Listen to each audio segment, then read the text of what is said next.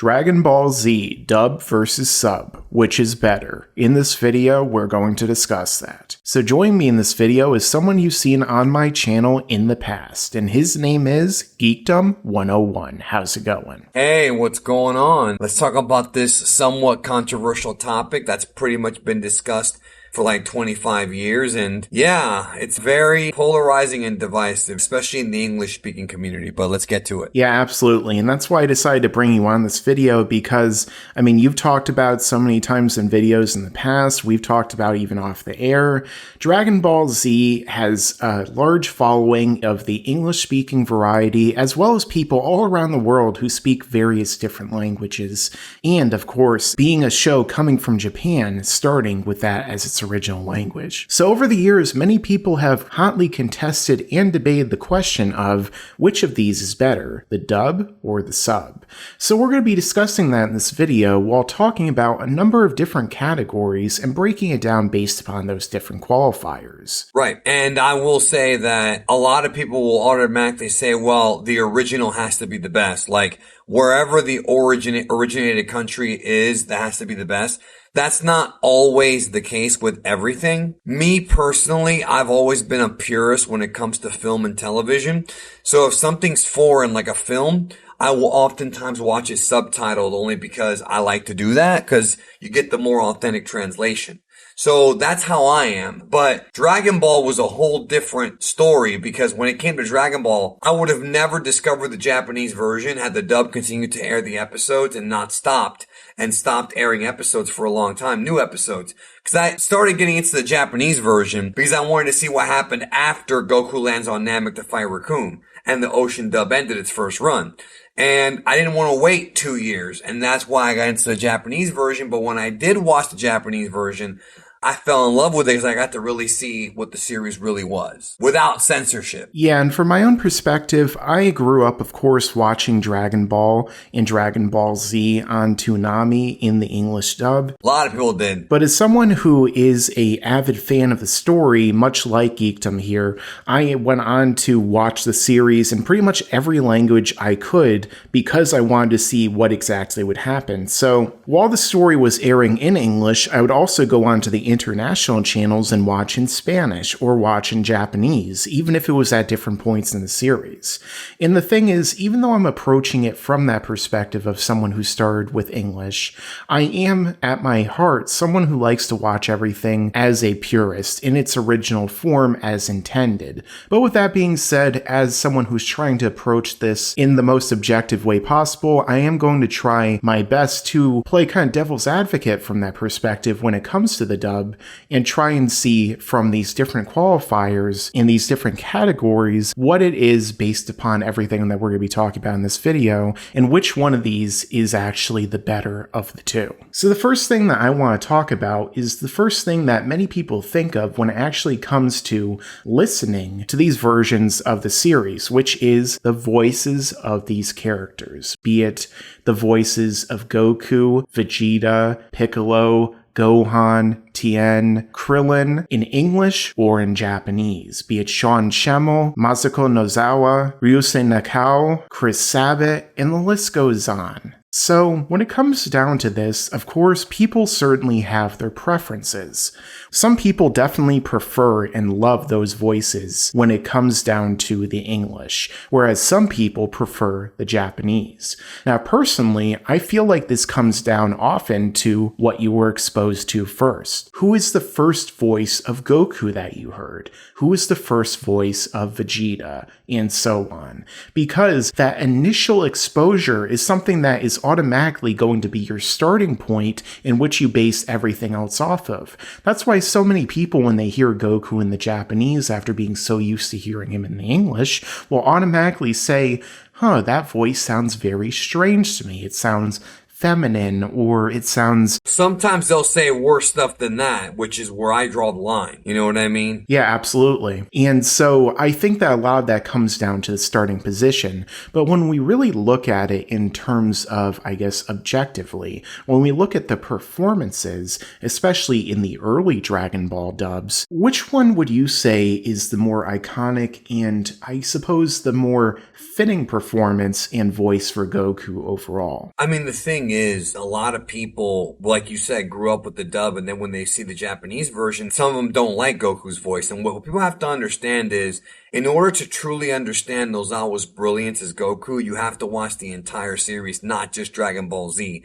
And unfortunately, a lot of people have only seen Dragon Ball Z, and it's kind of a shame because if you watch Dragon Ball from beginning to end, from Dragon Ball, Goku and Bulma, all the way through to Z, then you can appreciate Nozawa's voice for Goku because Nozawa was able to voice Goku both as a child and as an adult, and her voice is distinctly different. Same thing with her voices for Goten and Gohan. She's able to change her pitch, her inflexes, and she's able to really nail that character. So to me, Nozawa will always be the most iconic voice of Goku. However, for a whole generation, we've also got Sean Schemmel, Peter Kalamis, and Ian Corlett. Sean Schemmel was obviously trying to pattern Ian Corlett and Peter Kalamis, which he discussed in an interview I did with him on my channel. And the truth is that Sean Schemmel is a friend of mine. I mean, I've said that before. He is a very close friend of mine, and we've had this discussion. And he is a very talented actor, more than people give him credit for. And he's great at screaming, and he's definitely improved. When he first started, he was very rocky. Those early Frieza Saga episodes that he did were really, really bad. Sabat went back and redubbed his lines, but his were not very good. He would even admit that. But he improved as the series progressed. And even he has said that his best performances were Kai and the 3 recent movies, Battle of Gods, Resurrection F, and of course Broly. And I agree with him. I think Dragon Ball Super Broly is the best English dub that Funimation has ever produced. It is fantastic top to bottom. There is one line change and everything else that was a mistake, and everything else is solid.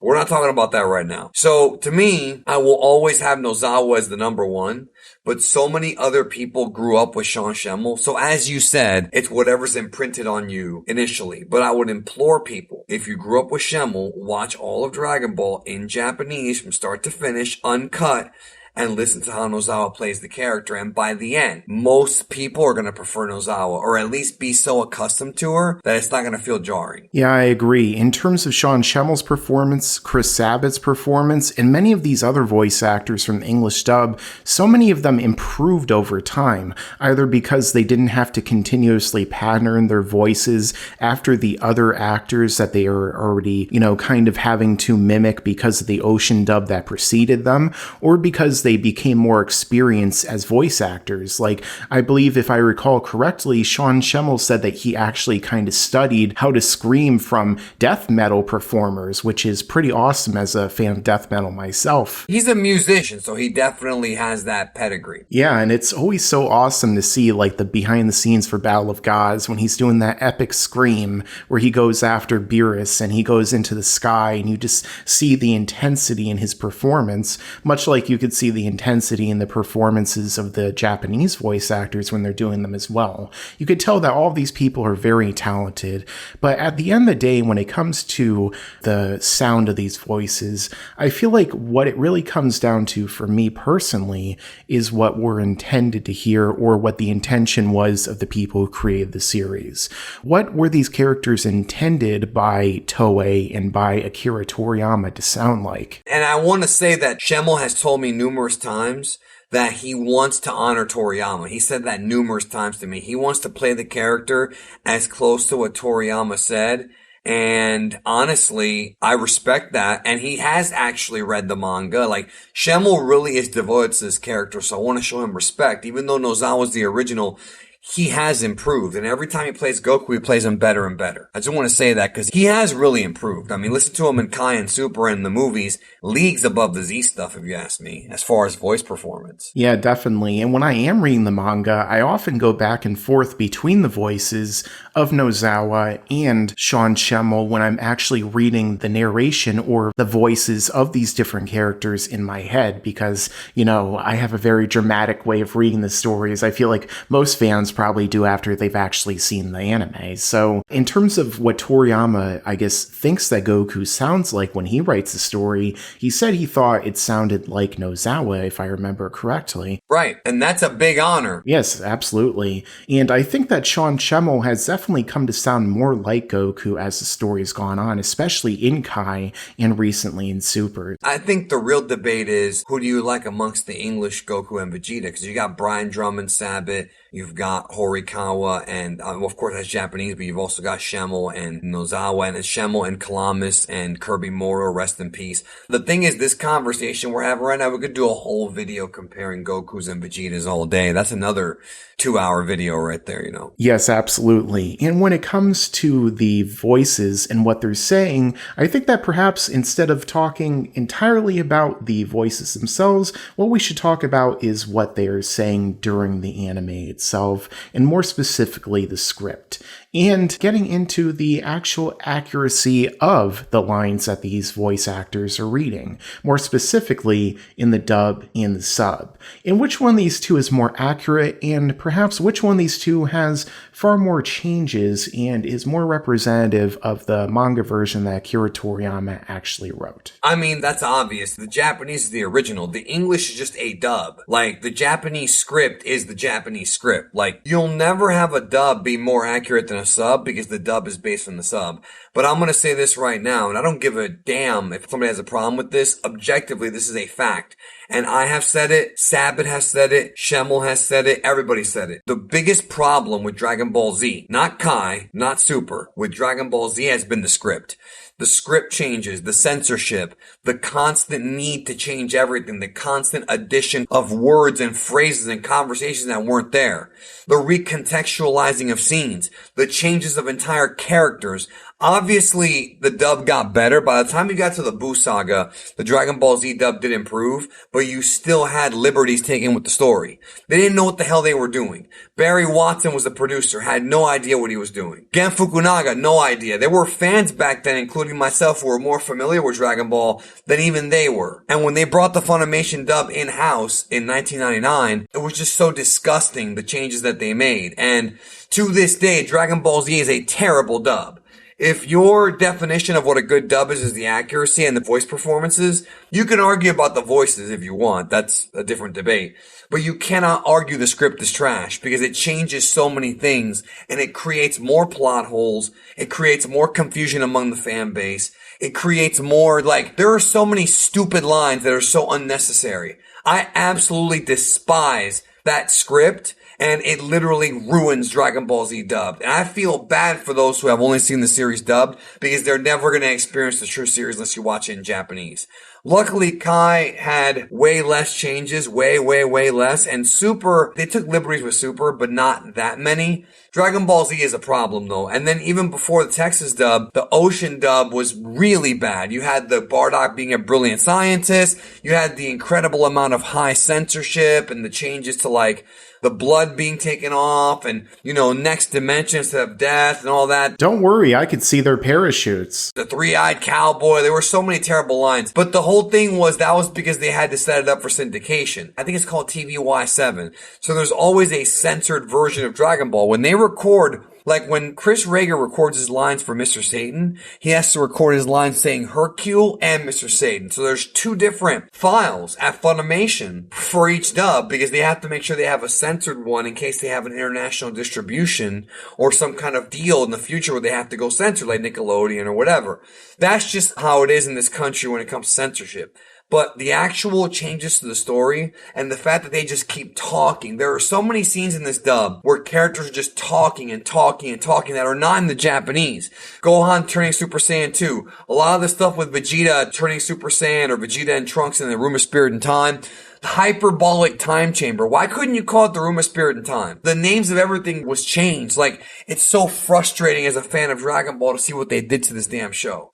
The script is the absolute worst thing about Dragon Ball Z. Yeah, I absolutely agree. And one of the things that I noticed on a previous video we did that you guys should check out, which was Dragon Ball Z versus Dragon Ball Kai, is that a lot of people were very defensive of the original Dragon Ball Z dub. Of course they are, because that's what they grew grew up with because they have this nostalgia. Yeah, so basically, the biggest reason why so many people are defending it is because, of nostalgia. Because when you really break it down, when you look at it objectively, when you compare the real lines versus the original lines, the only reason you could possibly defend lines like, allow me to speak to you in my original language, or something like, your shoelaces are untied, I'm not even wearing shoelaces, or things like that, horrible, is either because of A, nostalgia, or B, because of memes. Right. Or you're a dumbass.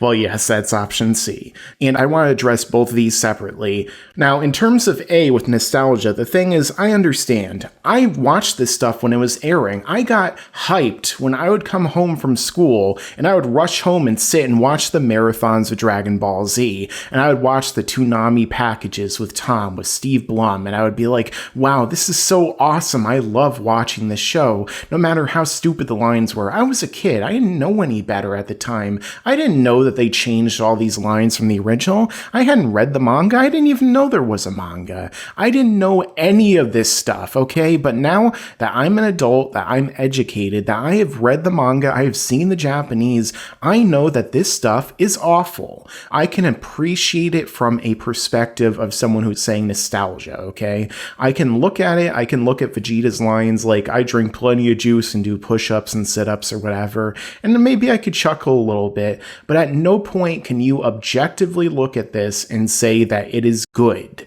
that you can actually say that anything about it is anything other than a bastardization and a destruction of the true meaning of what was written in the Japanese. And that is ultimately the biggest problem with these dub changes. Now, in terms of the memes, it's basically the exact same thing that happened with the Star Wars prequel trilogy. It's like the line with Anakin Skywalker, I don't like sand, because people put these lines all around on the internet, or you look at the Yu-Gi-Oh dub, for example, or many of these 4Kids dubs that are horrible, and it's like, I love this dub. It's like, why do you love the dub? Because there's a lot of funny lines that people change that are complete changes from the original version.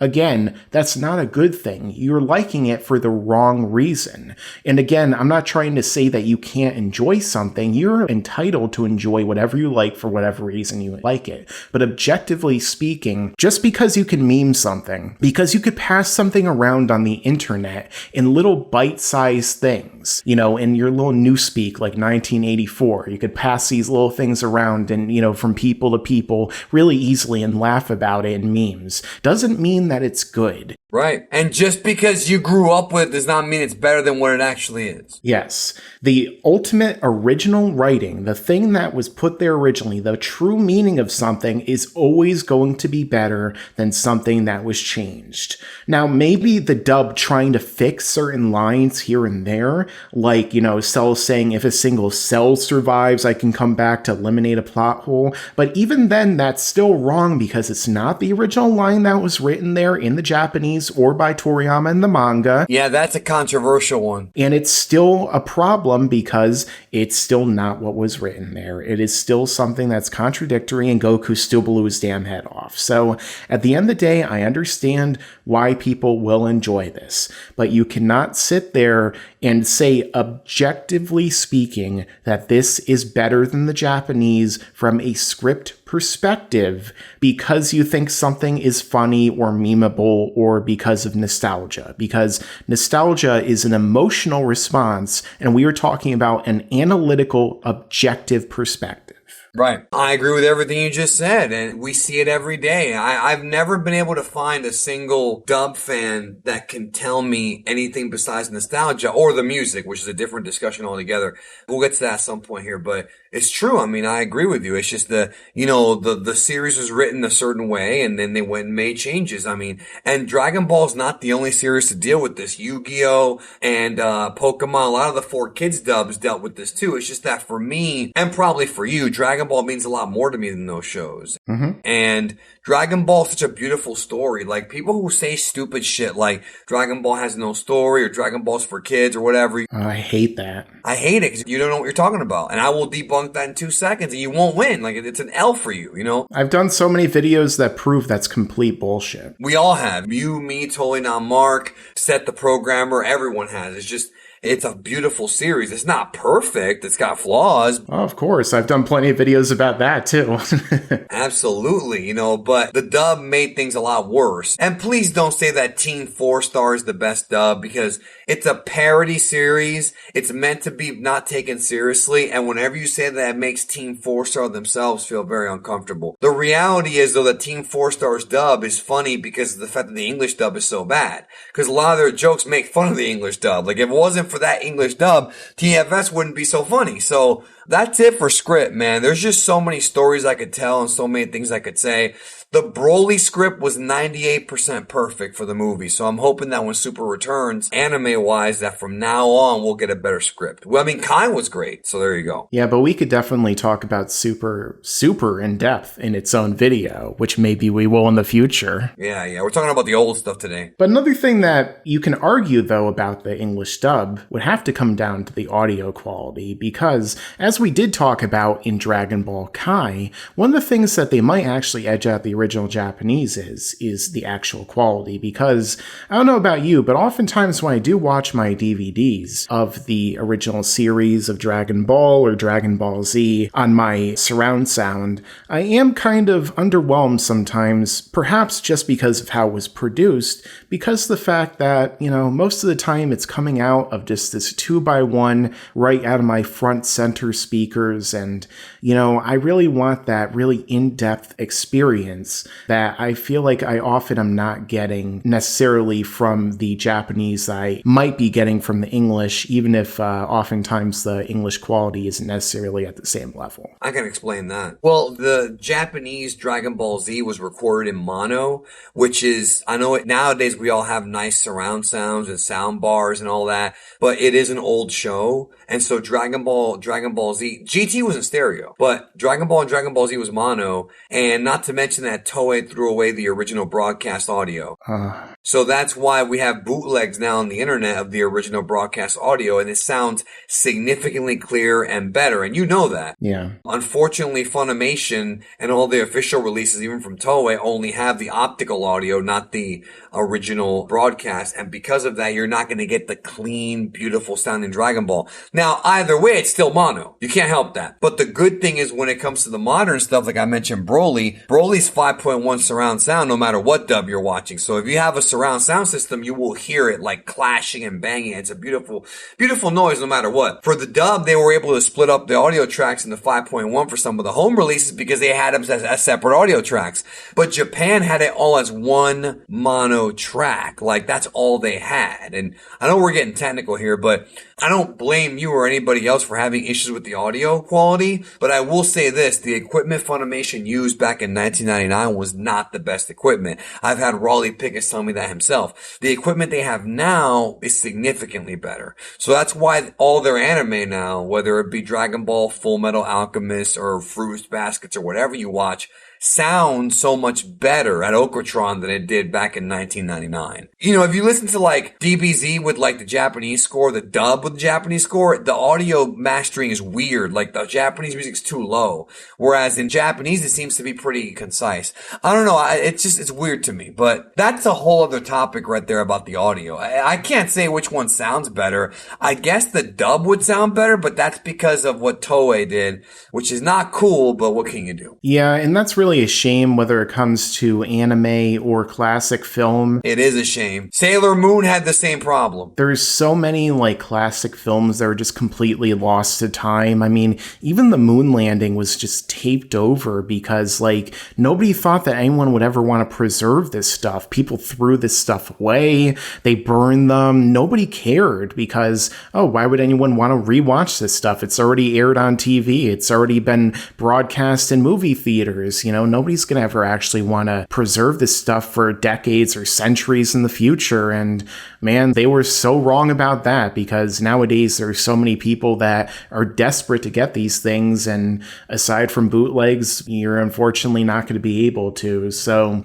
that's something that, despite the fact that maybe a lot of people aren't really that interested in the technicality of audio quality, the more that I've spent editing audio and, the better my sound system at home gets, and I get to listen to all of the little details and, the different kind of microphones that these voice actors are using, the more I guess I become kind of a sweaty person when it comes to this stuff. And I really am really fascinated by it, and I just want to learn more. So I understand that. Well, things have improved on both the Japanese and the English side when it comes to technology and audio equipment. That's definitely improved on both sides. And on the topic of something that people often talk about is really like a big defining thing that really sways them either toward the English or the Japanese is the music or the OST. With that being the Falconer Productions score versus the Kikuchi score, or depending upon which version you're watching. You could have the Mark Menza, the Ron Wasserman. There's been a lot of different composers. GT had its own composer in Japan too. And also Yamamoto and Kai. I mean, I don't know if we're going to talk about that, but I'm saying there's been a lot of people working on Dragon Ball and music-wise. And you're right, this is a big split. Yeah, I mean, Yamamoto did a great job despite the fact that he stole a lot of the music that he put in the show. Right. He did do a great job. I mean, this is one of those topics that's like, damn, like, what can you do? I mean, again, nostalgia. A lot of people love the Falconer score, which, by the way, Bruce Falconer produced less than 4 songs for. It was Mike Smith, Julius DeBosch, and Scott Morgan who did all the work and never get credited for it. So just remember, don't ever thank Bruce Falconer or say, oh, thanks for the music, because he paid the minimum wage and took credit for all their work. And I've done videos on that. It's no secret that that's the truth. So with that being said, I actually do enjoy the Falconer score, but I enjoy it outside of Dragon Ball. I like listening to it on like leisure time, or even the remixes that were in the Legacy of Goku games. I do not think the Falconer score fits with Dragon Ball. People are going to disagree with me on that because of their nostalgia, but I'm sorry, you're wrong, and I'm going to tell you why. Well, let me take that back. You might not be wrong, but I'm going to tell you why Kikuchi it works. Because Dragon Ball and Z were both intended to be folk stories. That's what Toriyama intended. It's a play on Journey to the West. Dragon Ball and Z are supposed to sound like old kung fu films. And Kikuchi's score is perfect for that. And that's why, for Dragon Ball and for Z, why he did the classical kind of old school kung fu sound. It's a beautiful score. And when you get to Z and you have all this technical babble, this R2-D2 bleeps and bloops, it just doesn't fit. I mean, in my opinion, it does not fit. Now, with that being said, I still enjoy the tunes though. And I am friends with the guys who made the music. I've done interviews with them on my channel. Like, I can sit here and criticize them all I want because they're my friends and we've talked about it. And anything I've said on here, I've said to them to their face. Like, I love their music. They're very talented musicians, but to me, it doesn't fit with Dragon Ball. Mark Menza's GT score is even worse. That Step Into the Grand Tour rap is garbage. I'm sorry. And Rock the Dragon is fun, I think, honestly. There are some good English tunes, don't get me wrong. And I love the GT and Dragon Ball, like, English versions. But ultimately, I watch it in Japanese. I'm going to stick with Kikuchi on this one. People are going to say Falconer. That's great. Oh, I can't watch it without Falconer. Well, that sucks, bro. I'm sorry. What do you want me to tell you? That's like a diabetic saying I can't live without rice. Well, you're going to die, brother. Maybe it's not that extreme here, but you get what I'm saying? Like, to me, you can like whatever you want, okay? But Dragon Ball is supposed to sound like a Japanese old school kung fu film, and Kikuchi fits that. Yeah, and another tone or aspect when it comes to the music, I feel like that really fits in with Kikuchi's music is also the Western vibe of it, because you also have so many of these stare down moments that are really evocative of like Sergio Leone films, like The Good, the Bad, and the Ugly. So many people mock the scenes of Goku and Frieza staring at each other and stuff, and they're like, why are they staring at each other for so long? But if you're a fan of classic films like the Man Without a Name trilogy and classic spaghetti westerns and stuff, you immediately understand why that is and why that plays directly into it and why the music fits perfectly.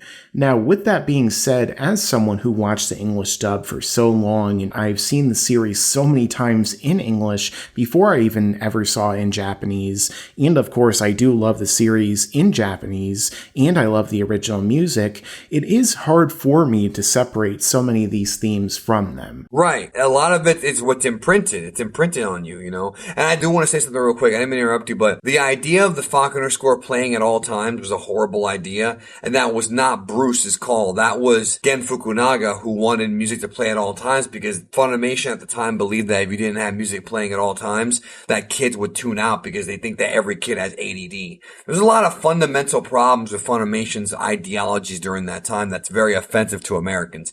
And it wasn't just Funimation. Companies back then, even like Harmony Gold and the way they treated Robotech, Macross, like even that was very dumbed down. Power Rangers, another example, Super Sentai. Voltron. A lot of times something from Japan would get dumbed down from our childhood as if we couldn't understand. Meanwhile, we had shows like X-Men, the animated series, and Batman that would not insult our intelligence and had deeply rooted themes that we could understand even as kids. But these companies, once again, would cut the balls off of these shows, which is why I believe that a lot of these shows need to be seen in their original language so you really know what's going on. That's another major problem with the dub and the changes, because so many of the characters actually fundamentally change in the dub with their motivations and who they actually are as people compared to the Japanese. Like, just look at Goku's "I am the hope of the universe" speech, which is so completely drastically different from what he says. In the Japanese, "I am the Super Saiyan Son Goku," whereas in the English, "I am the hope of the universe, I am the nightmare to you,"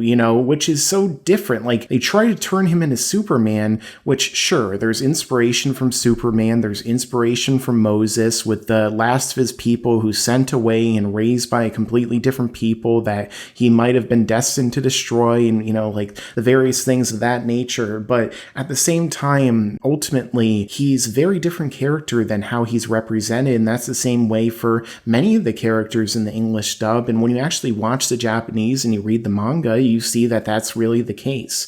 But going back to what I was going to say before with the English dub music, with the Falconer Productions music, the thing is that you guys have seen many of my videos over the years, hopefully, unless you're new to this channel, which I hope you subscribe. And the thing is that you've heard me use many of the Falconer score music in my videos over the years, because I do like a lot of the tracks. I like the Cell track, I like the Vegeta track, the Gohan track, all these things. And these are ones that I often associate with those characters because of my experience and my initial impression of the series, which was the dub. But with that being said, I often also use it because of your own experience, because when it comes to video editing, audio is a very good subconscious way of getting someone to invest into a video. Of course, that's why so many people use audio and different cues in their videos, as well as visual cues.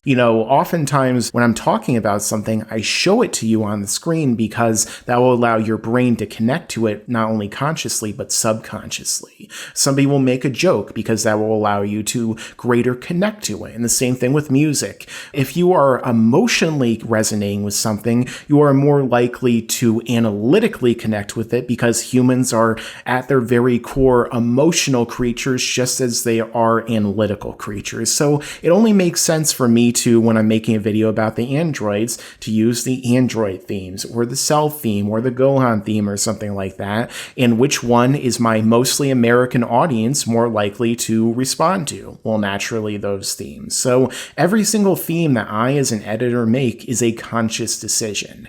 Would I be completely adverse to using nothing but Japanese themes in my videos? Of course not. But again, I like a lot of the Falconer production score. With that being said, if it didn't exist, if they used the original music whatsoever, do I think, like many other dub fans, that suddenly Dragon Ball wouldn't be what it was without the Falconer score? No, because that's nonsense, and we know for a fact it's nonsense because all around the world, Dragon Ball was successful without Bruce Falconer's music. Just look at the Spanish dub and all these other dubs for that. People are Falconer dick riders, and they always say stupid shit like, if it wasn't for the Falconer, it wouldn't have been successful. That's wrong, because when the Ocean dub was on the air, which was scored by Ron Wasser Wasserman and Shuki Levy, that dub broke records. And that's the reason why we even got the rest of the show done by Funimation, because those episodes did so well. So the show was already a hit before Faulconer was even hired. So that is objectively false. That's objectively false, though. And just look at other anime that are super successful in America right now, even with English dubs, even made by Funimation. Look at My Hero Academia. They don't have to make a bunch of replacement scores. They don't have to change all of the music for those themes in those anime, and all of them are massively successful. Hell, there are so many series that people are watching right now in Japanese on Crunchyroll and Verve and all these other series that people are watching in its original language without the dub and with its original musical score, and nobody has a problem with it. So the idea that Dragon Ball Z would only be what it was with the Faulconer Productions music is nonsense, and it's something that people use to justify themselves their appreciation liking for something that you don't need some BS like that to justify. Confirmation bias. If you like something, you like something. You don't need bullshit like that to justify it. Just like it and own up to it. I agree. I'll be honest. I like all Dragon Ball music, man. I like the video game music. I like Yamamoto. Yeah. I like all Dragon Ball music. Like, I'm like Juan. Like, I appreciate actually all the music. Even the video game stuff. Even the stuff from, like, Dokkan. Like, I appreciate all Dragon Ball music. I just, when I'm watching the series, Kikuchi's what I resonate to, because that was the intention. With that being said, though, everything you said I agree with. And I was just going to add one last point. Replacement scores for anime is very much a 90s thing. It's a very antiquated thing.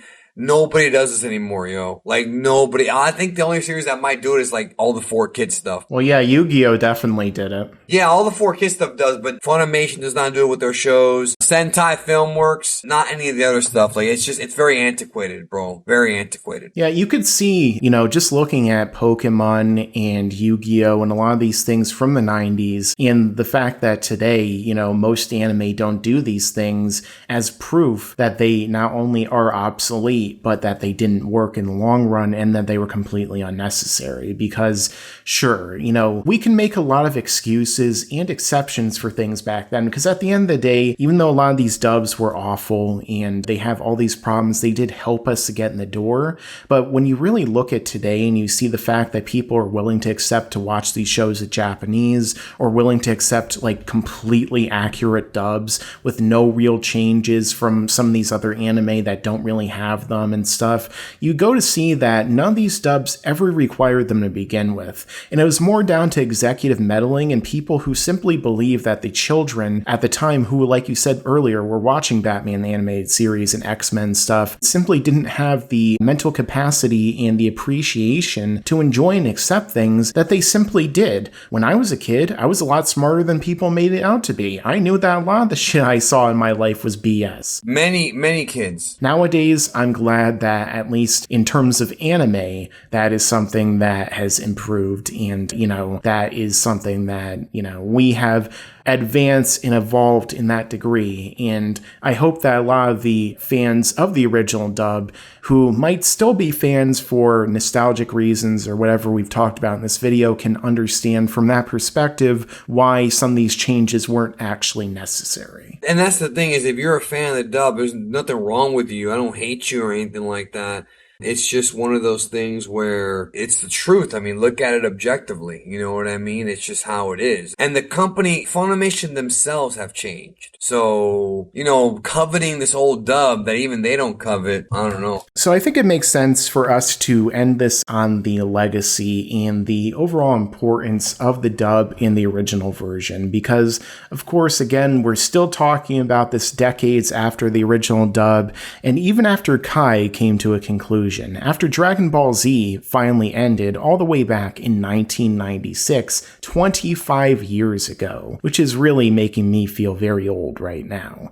But the truth of the matter is that this was such an iconic series that to this day is by far one of the best anime of all time, one of the greatest anime and manga franchises ever conceived by Akira Toriyama, and one of the reasons why we still talk about it, one of the reasons why there are so many channels devoted to it, And the fact of the matter is that it leaves the question open of what the legacy is. And I think looking back, even though there are so many people that have so much nostalgia for that original English dub of Dragon Ball Z, the truth of the matter is that there are so many people looking at my Dragon Ball Z versus Dragon Ball Kai video who also have that same degree of nostalgia for Kai, because there were a lot of kids now with the new generation that grew up with Dragon Ball Kai on Nicktoons. And that was a much better dub with generally better voice acting, better moments, and a giantly better script that actually represented the story far better and was more representative of the original script. But that one also had some censorship, so if you're going to watch Kai, watch the home releases. Yeah, of course. But at the same time, also, we're also getting into the new generations and the adults who are watching series now in Japanese. And it's much easier than ever to go back and watch Dragon Ball, Dragon Ball Z, and of course Dragon Ball Super and GT in Japanese without any of these dubs to begin with. And I feel like even though dubs are definitely a good thing that help people get introduced, and not everyone, because of various disabilities or whatever reason is going to be able to watch something in Japanese with subtitles, watching a series in a dub, I feel like is something that ultimately is kind of going to go away as our generations continue onward. Maybe. As something like the neural link that Tesla is working on is eventually going to let us download the Japanese language into our brains and watch everything without subtitles to begin with, Oh, that's going to be great for Asian porn. I'm very excited about that. Eventually, the Japanese language version of Dragon Ball is going to be something that's timeless and something that people are going to forever remember, whereas the dubs of these anime are something that is going to be nostalgic for us and for people of a certain age. It's going to more represent a kind of time capsule of a period of time when people kind of needed this to be introduced to an art form that is something that really, kicked off and became a huge thing in the West that's become bigger and bigger as it's gone along, to where manga is now bigger than Western comics by a very large degree, outselling them gigantically if you actually look at the sales figures. And I think that Dragon Ball Z is a big reason for why that is. So I think that ultimately the legacy of Dragon Ball's English dub is that it helped introduce a lot of people to this great franchise and to anime as an art form, as a medium. And I think that that's an overall positive, but overall, when it comes to the quality of the dub, at least of the original series, I think that it definitely doesn't hold up to the original if you look at it from an actual objective perspective.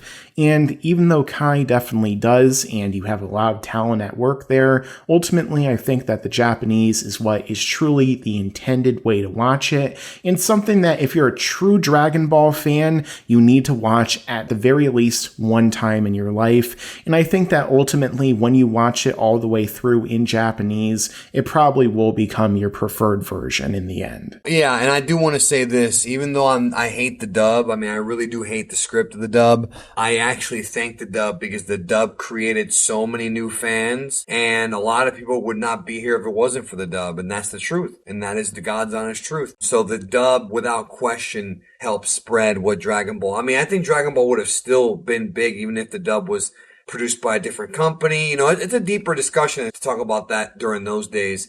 But ultimately, the dub's legacy will be that it did create a lot of new fans and it gave people careers, and that's a beautiful thing. So there you go. Absolutely. So this is the time when you let us know your thoughts down below in the comments. Of course, check out Geekdom 101 in the end screen and the description for some great videos. Thanks for watching, and make sure to stick around because there's a lot more to come in the future. Oh, I do not like the dub, though. Not enough biceps. Oh. They should have recorded it in space Austrian so it could all sound like this.